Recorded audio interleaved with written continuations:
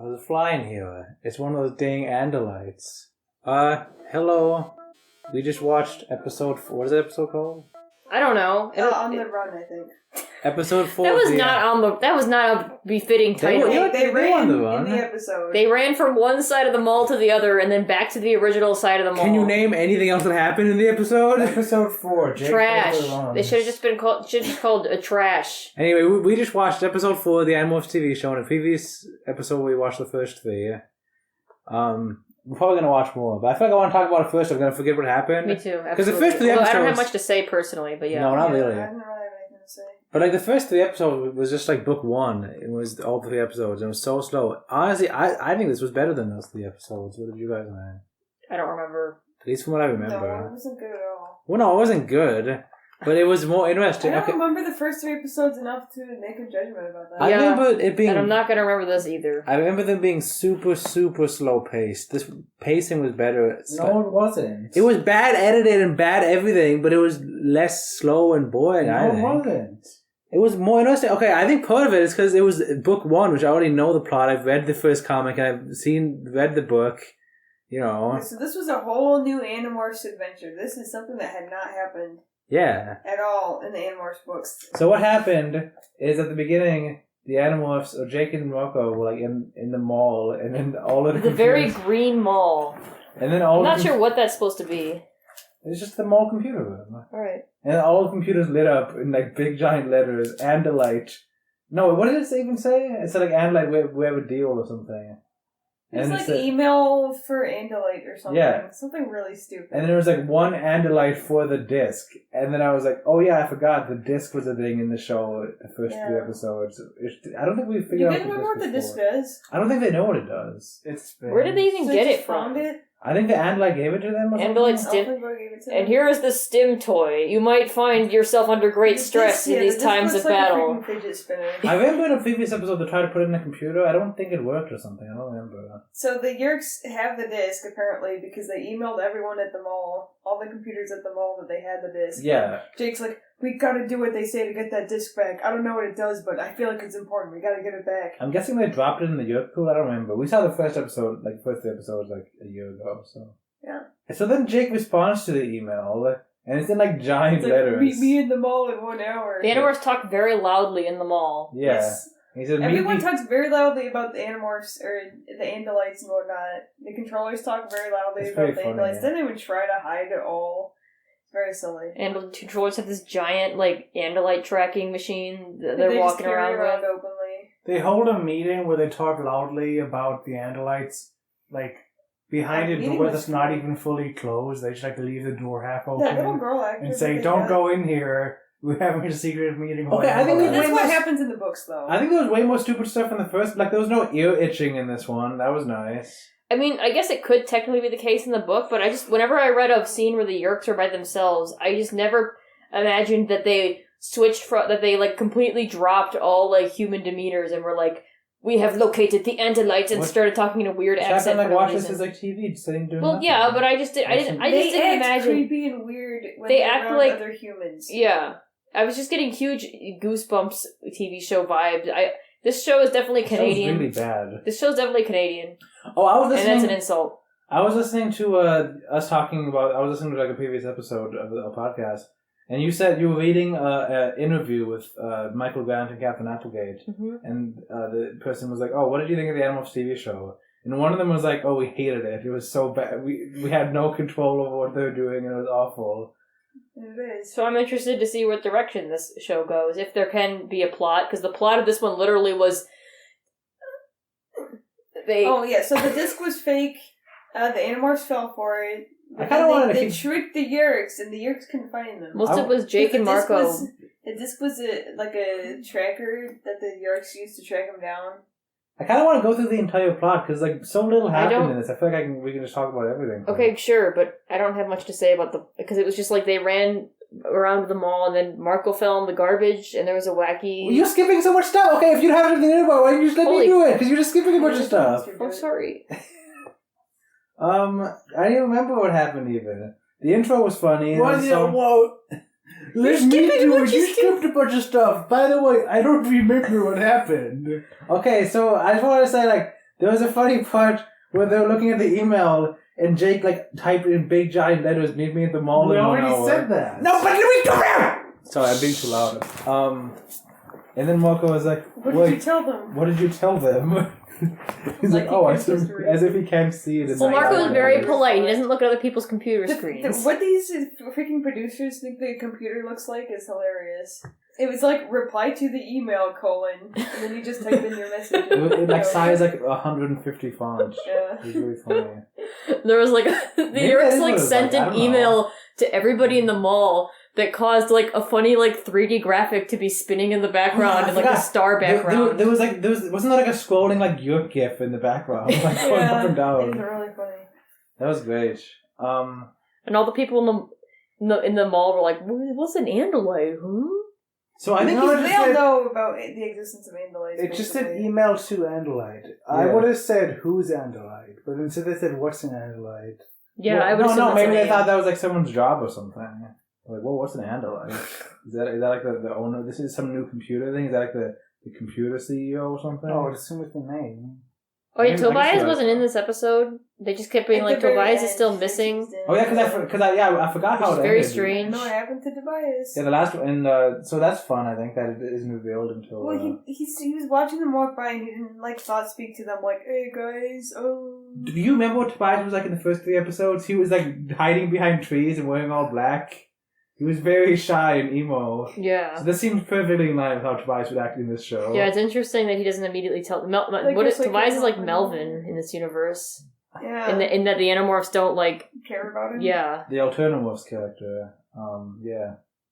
So all he says is meet at the mall in 1 hour, right? Yeah. So then Marco... Not what store or anything. Nah. So then Marco and Jake go into a pet shop, and Jake is morphed as a lizard. They don't like show any morphing in the scene, except for when Marco tries to turn into a black man. Yeah, they don't show any morphing in this whole episode. It was funny. Like there's like a extended scene where it's like if I was like watching this as a kid and my parents walked in, they'd be like, what are you watching? Because like the scene is like Rachel like goes into the bathroom, checks the bathroom stalls to make sure nobody else is there, goes into a bathroom stall, closes the door, stands there. And then, like, stares at the wall, and then everything turns, like, weird tinted purple and green and upside down, and she's like, whoa, this is weird. Oh, yeah, then there's, like... Looks like a teenager went into a bathroom to drop acid. Like, that's their idea of morphing, I guess, is a POV shot and I guess morphing into a fly means that your eyesight turns purple and green.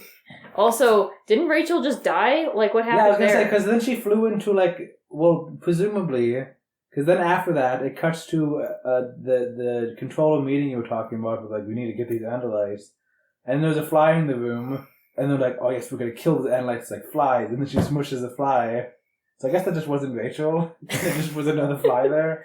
I think she just lived and that just was another life. I think that was just meant to be a tense scene. Like, you'd think it's Rachel, but then you're like, oh, I guess it wasn't, so she's not dead. Okay. Anytime anything's trying to be tense in this show, it's like, after the fact, you're like, oh, that was supposed to be tense. Because, like, you can't, like, tell what they're trying to do. They accidentally leave the disc next to a garbage can and it gets swept up and thrown away. And Marco climbs into the dumpster to get it out. And, wouldn't you know it, the dumpster gets picked up by the dump truck. No, you forgot the part where Jake is like, I'm going to go away for a second. Man, I want to talk more about the pet shop scene, guys. And then the dump truck comes. Why are you asking for guys? I want to talk about the pet scene first. Gosh, it's not important. I have so much to say about all these scenes. Almost gets smushed, but Jake runs after the dump truck as a dog and somehow saves him off screen because the writers are so incompetent they couldn't figure out an actual way to save him. So it just cuts to the next scene with Marco and Jake fine. Now, if this were an actual Animorphs book, I would be fine with not having a scene, where we detail exactly how Marco escapes a dump truck. Because I know how Book Marco could escape a dump truck pretty easily. But given that this show devoted like 5 minutes of time to be like, oh no, Marco is in the dump truck, oh no, like being like periled. Like, okay, I guess show Marco can't get out of the dump truck. It's like a big deal here, But then they just cheap out of it. And show Marco is dumb, too. They're all dumb. I wouldn't say that. He makes funny, good plans. Except when he, specifically points out, why did you let me make a plan? I'm too stupid for this. Oh, yeah. Anyway, okay. So, can we go back to the pet shop scene, please? Yeah, pet shop scene. That one, you don't want to talk about this. Littlest pet shop. Jake is a lizard, in the pet shop. Like Marco puts them in a tank, and somehow I guess the controllers know just that they're there. Just an open tank. Yeah, it's an open tank that's not like blocked, so people can't steal it or anything. Yeah. Oh, I guess we'll see later that ends up working for the company, I guess. And then some guy walks. Cuts to a shot of some very sussy dude. He's like very like Terminator looking. He's like very determined and like big, like standing up perfectly straight, walking, very angry looking. They found like the hottest guy they could for this. Okay, that's not how I would describe him, but Well, okay, like conventionally, like very tall and muscly. They like went out and they were he's like Terminator looking. Is how yeah, we need like a bodybuilder type sort of person. Anyway, And what I love is he goes up, he walks in and he's like, Andalite. Well, he goes up to like each individual cage in the pet shop, like, Andalite, is that you? Show yourself. Everyone's so much less subtle in this than they are in the books. Yeah, it's hilarious. And then Jake thought speaks. Marco's in the bathroom. Marco tries to acquire the guard because their plan was that he would come in and arrest the controller guy as the security guard, and then keep them from getting the disc that way. Yeah. So he's like, Andalite, if you don't show yourself right now, the deal's off. I don't know how he's planning to get the security guard outfit because no, he can morph clothing because when he was turning into his hand was turning into the black man hand, his watch was appearing and disappearing. Oh man, I forgot that you not only in this show do they all wear the loosest clothes possible and morph perfectly fine with those clothes, but apparently they can acquire other people's clothes when they acquire their DNA. Yep. Okay, I guess that's how it works. So then Jake's like, oh wait, I'm over here. I'm the parrot, which I guess works, although maybe not, because later it finds out that it wasn't the real disc. He's like, oh, yeah, put the disc on the iguana cage. And I'll it's grab like, it later. Jake, that is so suspicious. Don't you think maybe he'll think, maybe he's actually the iguana? Like, that was dumb. His controller is a total meathead, though, so he doesn't figure it out. So then the guy starts trying to steal the parrot. And the shop owner's like, wait, you can't steal that parrot. He's the mascot of our... He wants to buy the parrot. Oh, yeah. And he's like, he's not for sale. He's the mascot of our store. And then while he's doing that, Marco finally comes in. Oh, yeah, because, I forget, Marco comes in because he's, like, washing his hands in the bathroom. Get in here! Yeah, he hears a thought speak of Jake saying he's helping. Marco's like, oh, what was that? That was weird. Like, he forgot what thought speak was or something. And, yeah, then they just steal the disc. Did the guy just start chasing them or something? Oh, no. Oh, yeah. Security guard. The actual security guard. You just stole that lizard because Marco just picks Jake up out of the tank again and puts him in his pocket. So them having the tank open does end up being, I guess the security guard is very vigilant. I guess, yeah. And he caught him because part of the lizard tail was poking out of his pocket, I think, is how he caught him. And the security guard's like, hand me over the lizard. And Jake's like, Marco, hand him over. So then he hands him over, then Jake bites the guy, and then Marco runs. And then for some reason, I don't know why, Jake morphs human and Marco morphs a rat. And in having to morph a rat, Marco has to leave the disc out in the open, where it gets swept up and put in the trash. Oh, I like the interaction with the garbage man. Because they're like, sir, did you remember sweeping up like a disc thing? And he was like, my job should take care of the garbage, not to... What did he say? Not to catalog it. If I swept up anything, it's in this bag, and he throws it in the dumpster. You're making it sound more entertaining than it was. He said it really blandly. It was entertaining to me. Yeah. So then, and they can't figure out what bag he just threw in there. Yeah. So Marco has to go pawing through every single bag in the dumpster. He starts from the bottom for 10 minutes. Yeah. Marco's like, oh, this will be easy. It's just in this bag. Oh no, there's more than one bag in the dumpster. Who could have thought this? Like, you saw him leave the building, like, with multiple bags, like, on a cart. Why would you assume there's only one bag in there? And then, okay, so then, I don't know why they're both not in the dumpster, because I assumed the reason... Jake was, like, keeping watch, but then he leaves for 5 minutes. So it's like, clearly he wasn't keeping watch, because he's like, oh, hey, Marco, I'm hungry. Can you go give me I'm gonna go get some food. It's like, really? So then, obviously, a dump truck picks him up and puts him inside, and then he's gonna get squished. And then Jake comes back, and he's like, Marco, who are you? Marco? And then he sees the dump truck first, by the way, and then he looks in the dumpster and sees it's empty. Because he has to like jump up because it's really high. And then he's like, oh no, instantly turns into a dog and runs towards it, and then it just skips to the next scene. Marco doesn't think to morph anything small and that can fly to get out. He's just like, whoa. Well, I think I assume he did, but it doesn't show it. Like, how would a dog stop? Like, did Jake say, "Hey guys, stop"? Like, it just ends, and then Marco's stinky. Didn't know how that happened. Yeah, I guess. And then they meet up, and they're like, "Oh, hey, we have the disc now."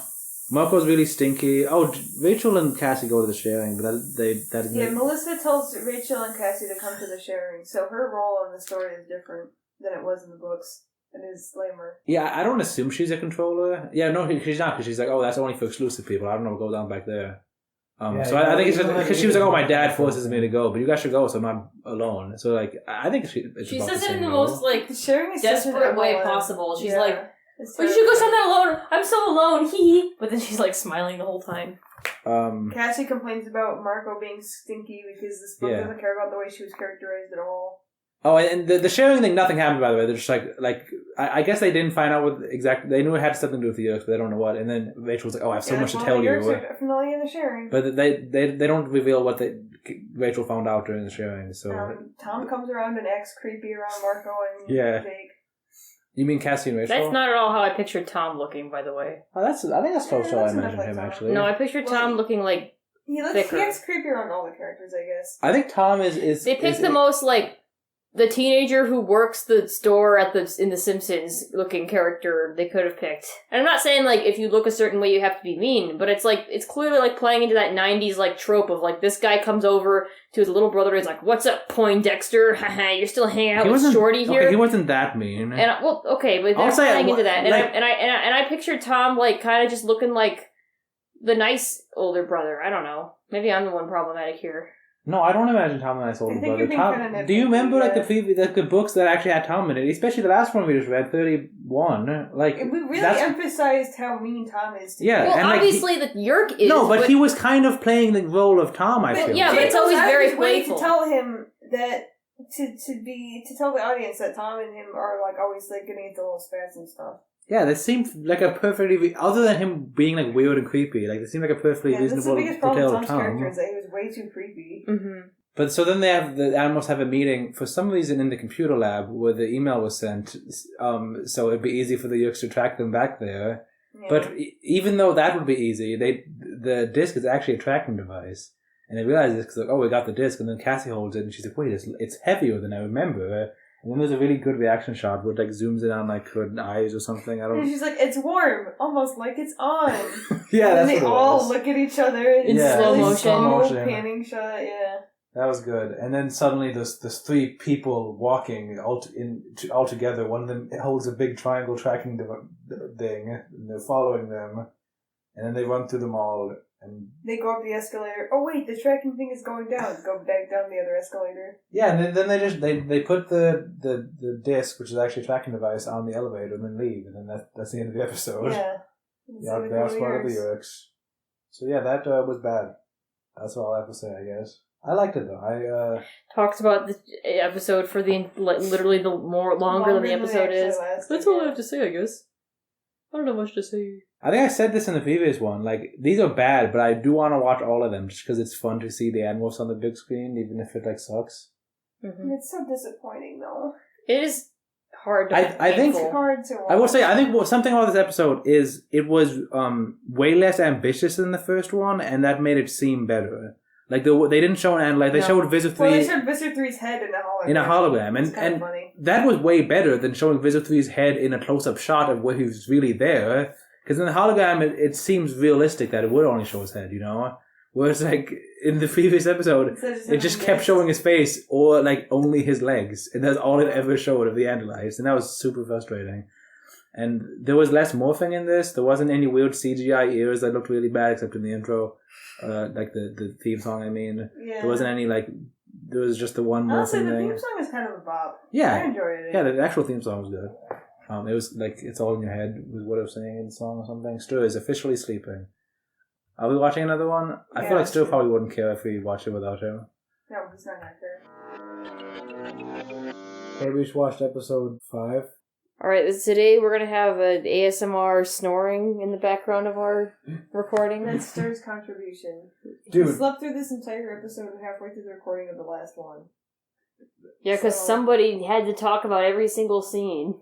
Well, because there was new stuff. That seems reasonable to me. I don't want to podcast about something. You talk about what happened. Well, anyway, in this episode, it was just retreading everything that happened in book 2, so we're not going to recount the whole episode. No, we're not.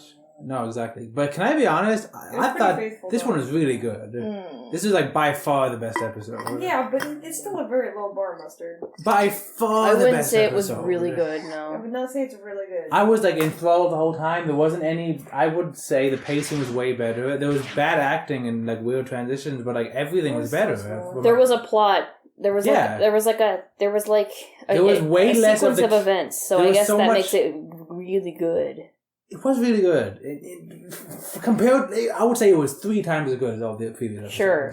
Yeah. Right, so like 6% rather than 2%. Yeah. Exactly. Sure, I'll accept that. Whatever. No, I wasn't bored while watching this. The previous episode all had way too many scenes where the kids were just talking about nonsense for 5 minutes. This didn't have any of that. Because they had to fit the entire plot of book 2 into one episode. Yeah, Rachel just went right ahead with the cat thing. Instead of freaking luring a freaking shrew, or morphing a shrew to lure the cat and then morphing the cat, she just lures it out with a can of tuna, which I think is a better plan, if a bit more risky. It was very much an abridged book 2, and I didn't mind that. Like, there wasn't... They cut out all the parts that were boring and didn't matter. So yeah, exactly. Like, they cut out... I was like, oh, I'm glad there wasn't the big fight scene at the end where Visit 3 moves in a big thing. I didn't like that part of the book. Like it ended with the note and the... Yeah, I actually... This makes me excited for the future, like, adaptations of other books. And now I assume part of why this is better is because it was a different director than a lot of the other episodes. Also, watching this, I was like, well, no wonder why they didn't include the previous episode on the VHS tapes. That one sucked. It is definitely... They probably had a way lower budget for that one, too. So in this one, they actually showed the morphing. They showed more than they did in the... It looked like a video version of David Mattingly's covers, but you know what? It looked pretty good. I think, from what I remember, it was better than even the first 3 episodes. And also, the just in general, the special effects. From what I remember, in the first 3 episodes, they didn't show any of Visit 3 except his face. They showed, like, his... They showed, like, the whole upper half of his body. Above his waist and his tail, even. And his tail. Like, it looked pretty good. And they showed, like, full-body Hulk Vegeta, and they were far away. But given that it is pretty good. I think it's an animatronic that they're using for Visitor 3. Maybe. But they still, like, turned him into a human for no reason for, like, way too long. And it was just annoying and convenient for them to save. I guess, like, when you already have an animatronic, then, like... Yeah, I mean, obviously that would save money, because you don't have to set the animatronic up and do it in a different location, but, like, still. Well, I was very invested in the scene where Visit 3 was speaking to Chapman as a human. I thought that was a good scene. I liked the tense moments between them. He's like, take control of your human, and he's like... I like that part. I thought it was cool. And I liked... Jake is tearing rope. The controllers... I did not care about the animals. Okay, maybe what I liked about this is that there was way less kids acting badly. It was mostly like adults acting badly. Yeah. It was better than the Animorphs acting, I think. No. Okay, well, the controllers... Chapman's pretty bad in this. The controllers, so it's believable when the acting is bad because they're just talking weird like controllers. In the books, like, the way they wrote Chapman was really cool because it was just like, he's still acting like himself. But so that Melissa, it's not like Melissa's like, he just suspects that he's been taken away, but... Well, no, she was worried that she suspected that he didn't love him anymore. Well, yeah, exactly. But like, if my dad started acting like Chapman did in this show, I'd be like, okay, he's like had a fucking mental breakdown. I wouldn't be like he just doesn't love me anymore. I'd be like, he has had like blunt force trauma to the head. To be fair, we don't know how he was before. Maybe he was not a great dad. I don't know. Whereas in the book, it's very, like, it's like he still has all the mannerisms and everything. It's just that he doesn't put in effort to where he should. Oh, I'll say, I think... And that's what love is. I think the reason, in my opinion... Love isn't just acting nice towards people and talking and saying nice things to people, It's like actually putting in effort towards your relationship. Did just, like, tell Melissa he wanted to kill her cat. So. Yeah, there was I wrote down the exact dialogue because it was really funny. He sees the cat, and he says, they're having dinner. Oh, first of all, they're having dinner. This whole scene is funny. Melissa's mom just isn't there, because, I don't know, it's cheaper to not pay for as many actors, I guess. He's like, that cat is a nuisance. And she says, I thought you loved him. And then he smiles, a big smile, and says, well, now I don't. It was such a funny thing to say in response to that. Yeah. And then he like goes up and kisses her. He like kisses her on the forehead, and his eyes are wide open the entire time to show that it's like fake. Visitor 3's human facial expressions were very funny to me the whole time. Like when he morphs human, he's doing like a he's doing like a sucking mouth for some reason. Okay. He's going like he's like doing like pouty. It only shows his face, and the director's like, "Hey, I don't know what they were thinking of right now." Yeah, I guess so. Oh, I haven't. Okay, I'll make some faces, I guess. and then like while he just has like the most like dumbfounded looking face. I don't know, like just like when he's like holding Chapman's face. He's like, his eyes are just so wide. He just looks like he's confused. I honestly loved Human Visitor 3, like every scene of it. You did? Yeah, I liked him. Okay, Human Visitor 3 kind of looks like how I imagined Chapman to be. Oh, I didn't imagine Chapman involved. And I think the reason they didn't use the animatronic the whole time is because they have a stupid voice filter on everything the Andalites say, and it's really hard to understand. So they wanted a human who could actually like emote without. When Axe shows up, he's probably gonna be a human the whole time. Yeah, he is. I'm fine with that. And anyway, I don't know why I love Human Visitor 3 in this. His name is Victor. It must be another drug moment. Victor Trent. That's his name as a human, which you thought it was in the books, but it's not. Yeah, maybe not. He probably does have some human name. It doesn't, but if it does, it hasn't been mentioned in a very If it does, it did not have the initials VT as in Visitor 3. Very funny. I do like that. I think that's funny. I kind of wish that was in the books. Should have had a human name that was actually an anagram of I am Visitor 3, but yeah, like Voldemort. If I was suggesting a show to an Animorphs fan, should have just been called Voldemort. I would say my human name is Tom Riddle. Voldemort Tom. He did look like Voldemort. Were they in a cemetery for that scene? I don't know. They were in some like rich person's mansion or something. Yeah, like they had like they were like marble statues outside, there. Yeah. The gate. So like what they do is the Animorphs they take Rachel as a cat. Oh yeah, because the whole scene to where Visitor 3 is, and the whole scene from the book happens. The Yeerks like stand around and like say, Andalite, you better morph back, and Rachel doesn't say anything. So then they just are like, okay, well we'll just wait. When you're ready, tell us. And then they walk like 20 feet away and put her on a rock, and then walk back to their group.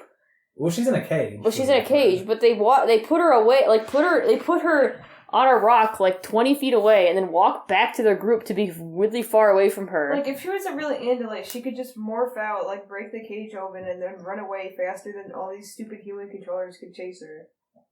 Several things could happen. Another she could morph like and have hands and unlock. Maybe it was like a your cage that they made specifically.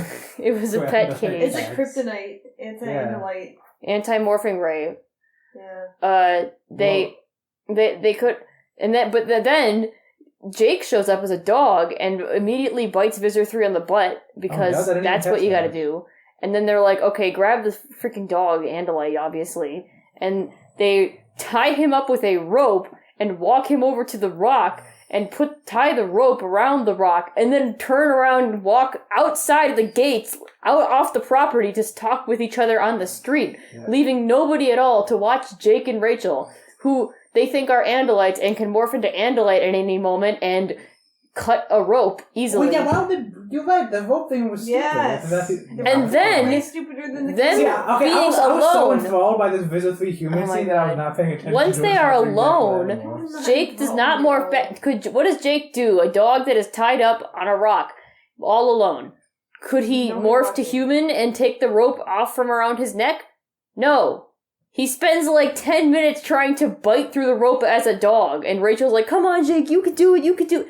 And then like opens the cat cage with his dog paws because, and this is allowed to happen because they're alone the whole time. So he definitely could have morphed to human and taken his rope off, but very tense scene. Bravo.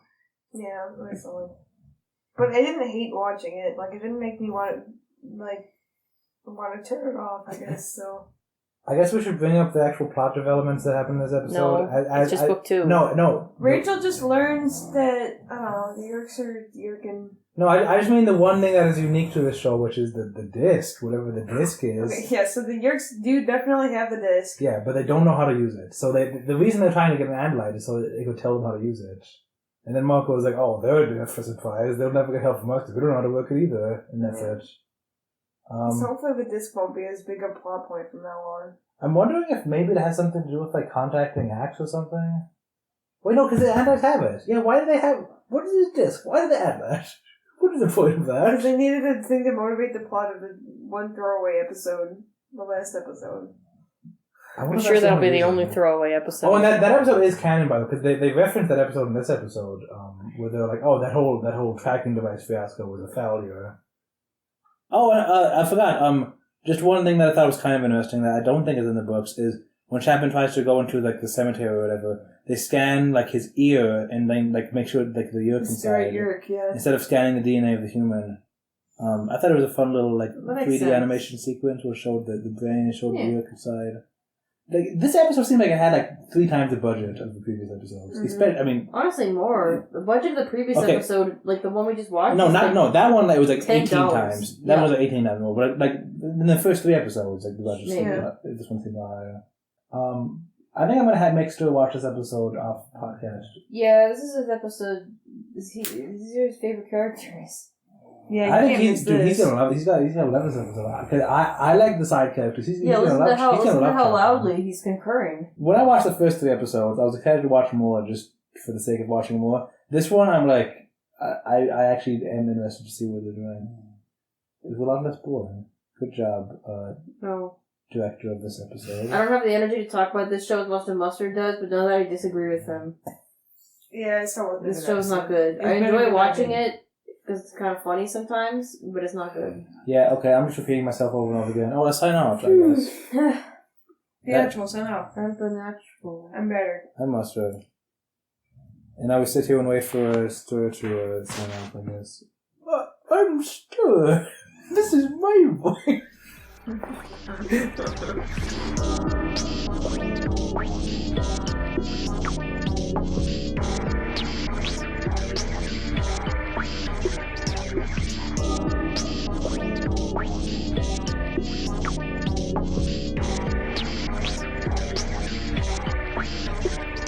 Okay, well, you watched... What episodes did you watch? You watched some episodes without me while you were giving blood. Yeah, it was the Animorphs TV show. I watched the episode based on book 2. The show was kind of stupid. Yeah?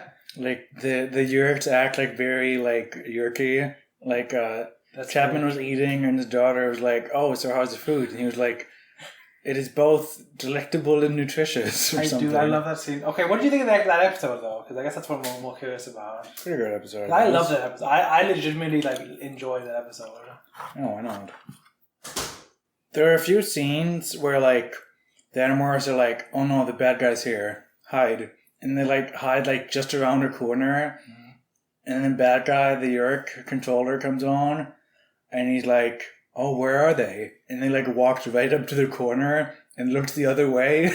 And then it's like, I guess they're not here. And then leaves. Like it's a cartoon.